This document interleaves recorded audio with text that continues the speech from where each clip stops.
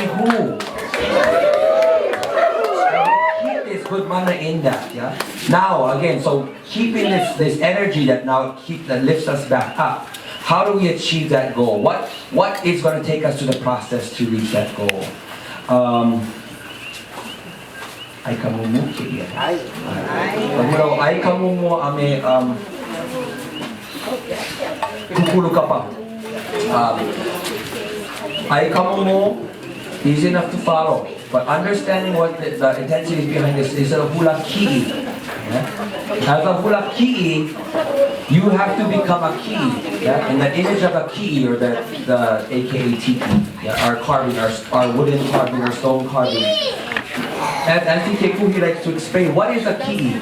If you go through the ignorant, very surface, fourth grade history, or whatever one preacher would tell you, oh, they're wooden idols that they worship. No, that is very ignorant and very demeaning of all the depth of what a ki'i is. And in some function too, just completely off of what it is. What is a ki'i? What does the word ki'i also mean? Picture. It means picture, but also to ki'i. Yeah. Go get something. To go get something. Go fetch something. Go ki'i. Because that's what the ki'i does. Yeah. You reach out to your ki'i. All these ki'i that we have. Did you see the ki'i that were born on the mauna? Aye. The ki'i that I carried from me and him, the first one on the mountain. Kukia imauna. What do those ki'i serve as a function of? Grabbing those particular energies from our universe to manifest in front of us, to reflect back to us that mana that's within us. So when we're standing in this, and when we do the hula ki'i, everyone who dances, you become that ki'i. You become the vessel to capture this particular energy, to bring it down, so that we as Kanaka can use it. As I think Kekuni says, as a great example, ki'is are like cell phone towers. They catch really good signal. And different ki'i, the different images carved are designed to capture particular mana. Yeah. This one catch Verizon, this one catch Sprint, this one, that same idea.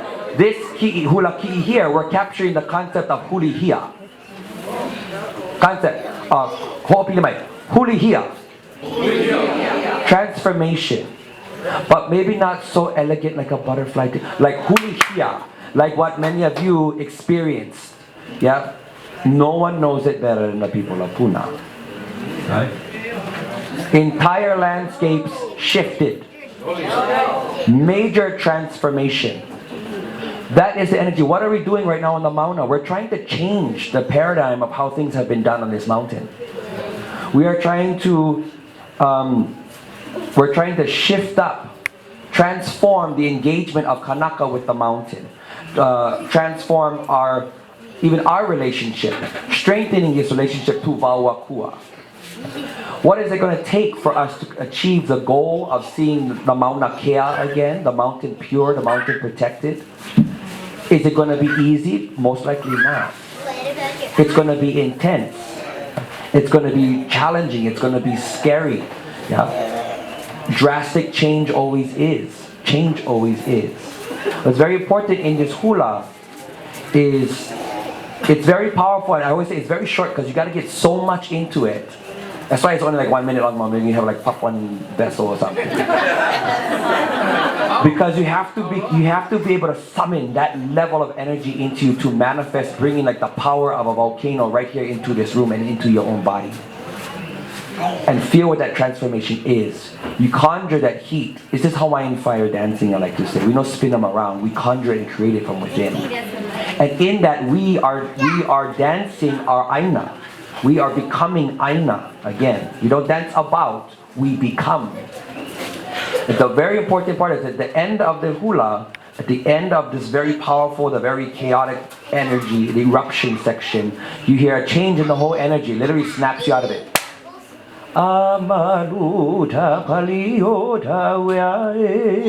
The calm will return to the cliffs of Kaʻauwea. In other words, we gotta look. You gotta have that foresight ability that even though we might be in the middle of the eruption, in the middle of the chaos, in the hardship, in the challenge, when you feel like you're not gonna get out of it, you feel like you're getting burned. One thing that can give you that energy to look and strive through is to remember that eventually the eruption's gonna end and it'll be calm again. Yeah, and we have to get to that calm. We have to make it through to that calm. And then at the end, inoa no Hiʻiakaikapoliopele. Aole inoa no pele. This hula is in the name of Hiʻiaka. And what is the kuleana of Hiʻiaka? As Pele has to consume and devour, and it can be very intense, is the process to be able to birth more aina. And mamas, you know that's not a pretty process. But you know, it can be very pretty. It's transformational, I'm sure. But in that, with the results, yeah, you know, it might not be pretty, but the results are beautiful. But then, the Hiʻiaka then is what is the energy that's going to come now and heal that land.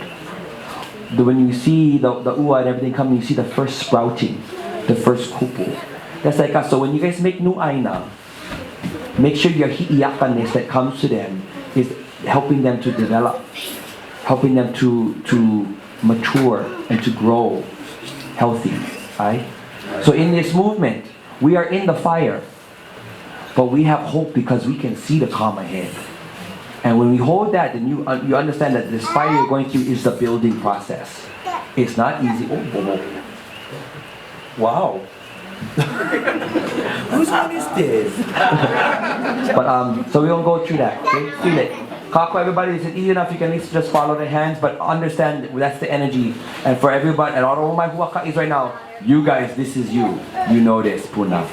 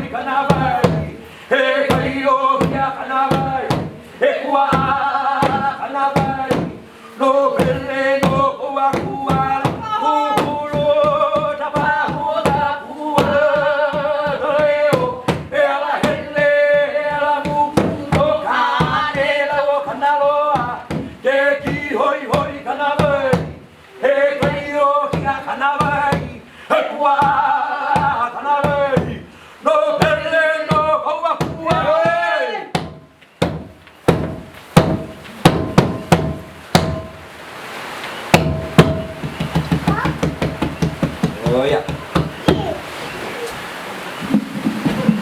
Kupulu kapahu. The kupulu kapahu is to remember, to remind us of the kānāwai. That's the sacred law. That's the nature law, the natural law. To remind us, in this case, after the pele flow, you gotta leave them alone. You need to leave it alone for it to do its process. It needs to pull. Yeah? You need to allow these things. So that's why that motion becomes so gentle, and we slowly pull away, barely touching the land, so that we leave no trace of us behind. That is the goal of the mauna.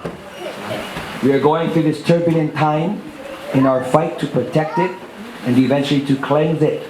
And then how are we going to respectfully descend and exit these wauakua so that they can continue to ho'omau they can continue to do what they were created to always do in their processes that help to sustain our lives, as well as all the life of this aina. What's next? Oh, look. Okay. No, now this is a kako. Everybody. Now you can do it. You can clap your hand. You can be in this one. Because this is now what we are doing. This is now what we're continuing to do. So as we continue to hold the mauna, as we come up and we continue to share, as we continue to engage the community, as we continue to educate the community, that is kukuru. Everybody say that. Kukuru. Kukuru, to build, to construct, to stack upwards like a pillar, to help to support that which you are constructing. Whose job is it to help to hold up society? Not the government. Don't put it on it. It's you. It's every single one of us. Whose job is it to help to maintain the cycles of nature? The guard? You. Us. It is not somebody, oh, I don't need to do this, someone else, I pay them for doing it. You was born into this world, you say sucking air, you say sucking water, you owe it back. If not, get out. You're not going to contribute, out. Yeah. That this falsehood reality that was brought over here, that you have a choice to contribute back to Aina or not, that is a lie. That is why our planet is on the verge of collapse. Because that sickness in the brain has infected too much. And too many of our species deny or forget or are not taught or blatantly disregard that kuleana of giving back, of sustaining. So, in this dance, in this movement to protect this mountain, is also what it's doing, it's helping to wake up every single one of us. Yeah? It's not just to demand the government. No, it's about every single one of us. Remembering that it's your job. It's all of our job. That's why we have to kukuru, we have to build together. And part of that, how you remember that, is to remember that you are sacred. Every single one of us, we're sacred. What does sacred mean in the Hawaiian world, in the Hawaiian realm? Is that somehow you are contributing back. You are sacred because you are part of that which gives back to the great cycles of life. That's why when we deem places sacred, it's because of the crucial roles that they play, especially in our environmental laws, like the mauna. Yeah? Why don't we touch these places? Because they have big kuleana that feeds everything else. Yeah? What was the kapu of our people before about how, we had strict kapu, in regulating our resources. You don't take. If it's not time, you don't take. Mamai, we off you. You is not, no one of us is more important than Aina. That's not how I'm wrong. What makes you any more important than the fish? That ia is part of a whole cycle. So when our people say, when our kupuna would learn, and we can come Aina to this Aina, and they learn that this is the time of year that this particular ia or fish are spawning to make the multitudes more, you leave them alone. But if you are greedy to that point that kya, because I want it now, and you break that, you're not just taking one fish. You are disrupting a cycle that could have produced many, not just for us, but the multitudes that help to feed and are part or also help to eat other things. We disrupt all of that. Yeah, so when we hold our wants, our own personal, what we feel entitlements, higher than the kanawai, than the natural order. Well, that's why we are screwed right now, and I don't know if I can promise these kids a future in 20 years. We are the first generation right now that cannot promise our children a future. I cannot promise Keiki that there will be clean water for them in 20 years, or clean air. We are the first generation to ever have to face that reality. Thanks. What are we going to do?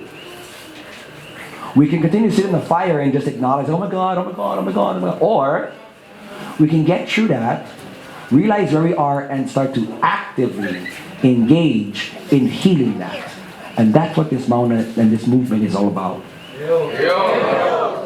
So, accumulation of all our mana, all of our energy, all of our hands, yeah? Accumulation of all of our personal sacrifices to give up some of those things that we look at, we like, oh, I'm kind of part of the problem. We're all going through this huligia. But we need this collectiveness. That's how we're going to build. Yeah? So this hula here was written and composed just a couple years ago. That's an understanding also the continuation of our people. We're not bound only to whatever is held in a history book. If we need to create ceremony for here and now, if we got a hakunu mele here and now, they are just as real and just as powerful as the ancient, as old chants too. If we act and live them, that's to the point that they're going to last the test of time to become those sacred ancient prayers for our descendants. So we're a living people. So this ceremony that we're creating here and now to address the issue that we're facing here and now is comprised of ancient and contemporary. We're guided by our kupuna to continue to haku today for future, to guide us into our future and to set the example for our future. Kukulu. So we're all going to learn the chant right now because it's super easy and you're going to engage and never come all the way out here. Kako, everybody. He ahala he kukulu. Oh, good. You get some points for it. He ahala he kukulu. We are asking the question, what is it to kukulu? What is a pillar? Yeah? What is a pillar? You're going to answer yourself. What's a great example of a pillar? He mauna. What? He ahala he kukulu. He mauna. A mountain is a pillar. It helps to hold up all these ecosystems, all these cycles of life. It continues to help to hold up all of existence. It continues to hold up our life. There's a great example of a pillar. He ahala he kukulu. He ahu. The ahu, the altar, that serves as a pillar. And almost pretty much every culture on the planet, you go dig back into your ancestries, there's a form of altar or shrine, however you want to look at ahu. And what is the function of the ahu? It helps to manifest physically in front of you that of the greater picture. Yeah? Those things like the mountain that sometimes are so big and so vast and outside of our realm of comprehension that we bring this little altar right in front of us to help us be able to connect. It serves as a gathering place. This chant was specifically written about that one ahu that sits up there at Pu'uhuluhulu, as it serves as an accumulating place where hundreds and probably tens of thousands have gathered to connect to that mountain of blood. So it serves as a pillar. As small as it might be compared to the mountain, it is an extension of and